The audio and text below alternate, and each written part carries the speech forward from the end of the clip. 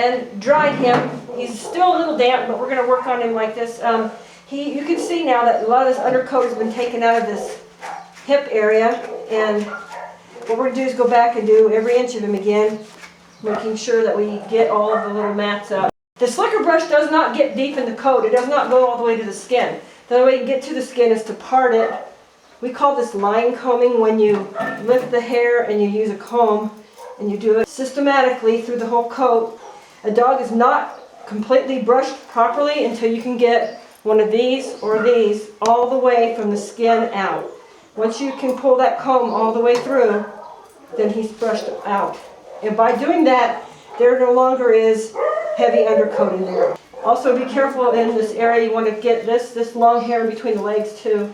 And I start from the bottom and work up, and I pull a little bit of hair. I tend to like to comb with just half of my comb. On these greyhounds you can buy them where half is wider tooth and half is finer tooth.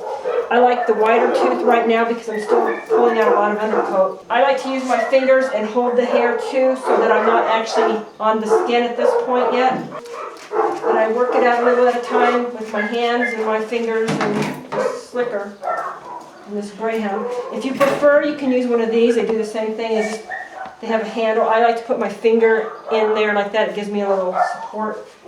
These combs, you've got to be really careful, like around the hock, there's some real fine, you've got some real fine tendons in here and an indentation here. If you catch on that, you can actually rip the hair or rip the tendons in there or cut that dog. So I don't recommend using these around parts of the body where there's very little muscle.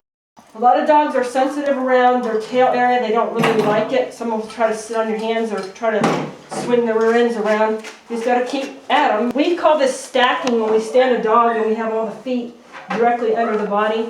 And you can train your dog to do this. In a show setting, they stand with their feet really straight underneath them. You get a better scissor job if your legs are all lined up.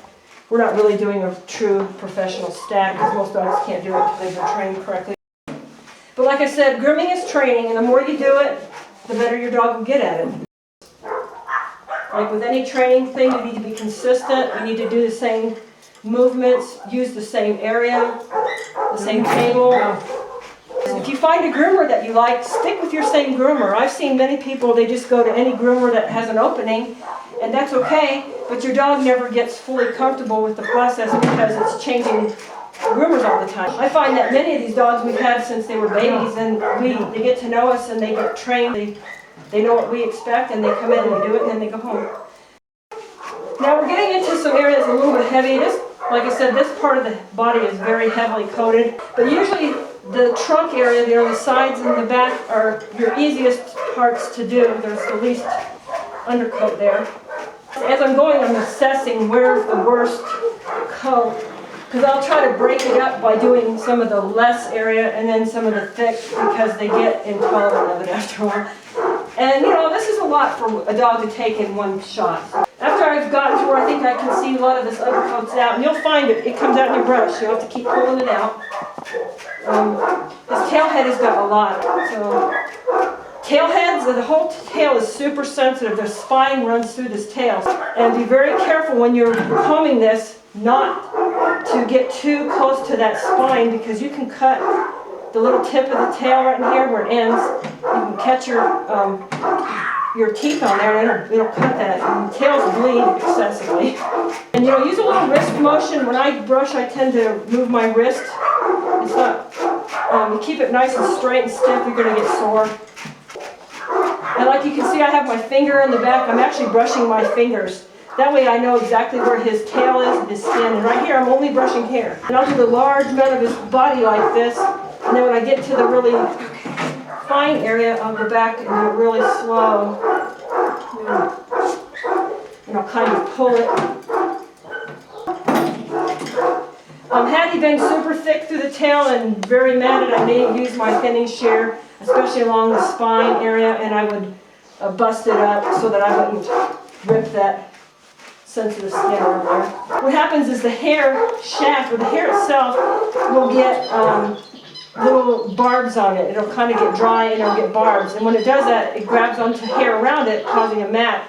So what the cream rinse does is it helps to flatten that hair down so that it can slide against each other and not catch. Back in the days when we all learned to groom, the standard was to brush or do all your dogs in a dirty state first because it saves on your tools. But we found out through years that really doing them when they're putting them right into the tub is sometimes the easiest way to do this. If this person that has this dog would let us groom this dog like this the first time out, and if they would take this dog home and brush this dog really thoroughly, tomorrow, the next day, they're going to find this dog's going to always look really nice. In the fall, he's going to get a nice heavy coat for the winter time, so he'll be thicker, and you need to really spend time in there brushing that.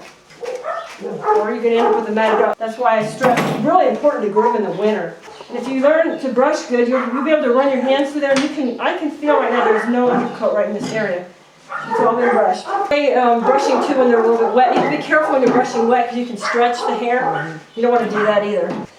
The less undercoat they have, the faster they dry. As you can see, he's taking forever to dry because he's so undercoated. And there's a lot of coat right there. Can you get into that and show the people what that looks like what I mean by... it's like the down on a baby bird.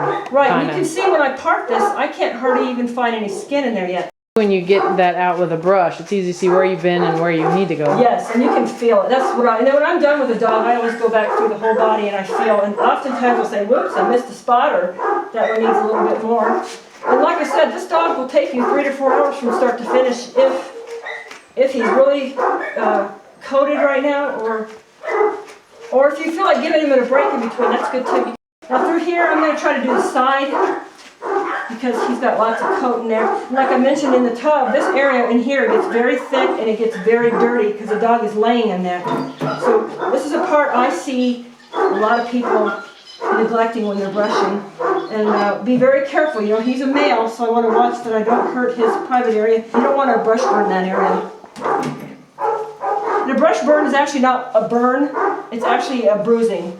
You've brushed the skin and it's tender, and you've actually caused it to get some surface type bruising.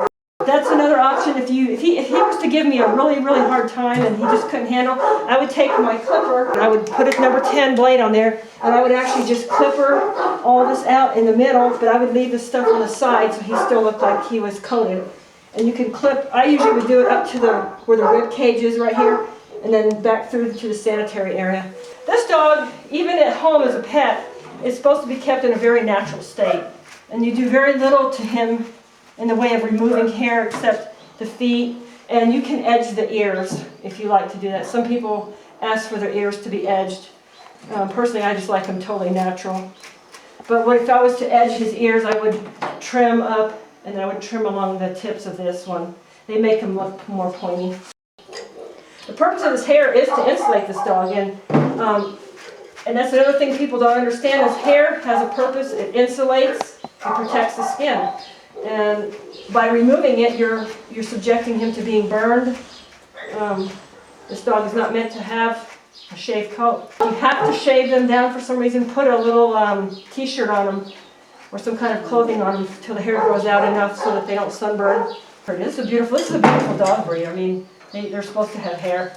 I kind of like it on them.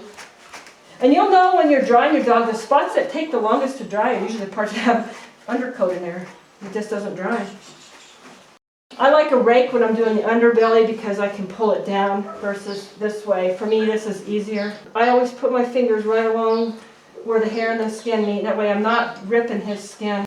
Okay, now that we've got Ziggy brushed out, dematted, de-shedded, we're going to go back and do the last stages of what he needs done. His ears are a nice shape, but I'll show you what I do is I use an ear wash that you can just buy. It's called ear cleaner. I usually put a little bit on an ear pad. I like these little cosmetic makeup squares.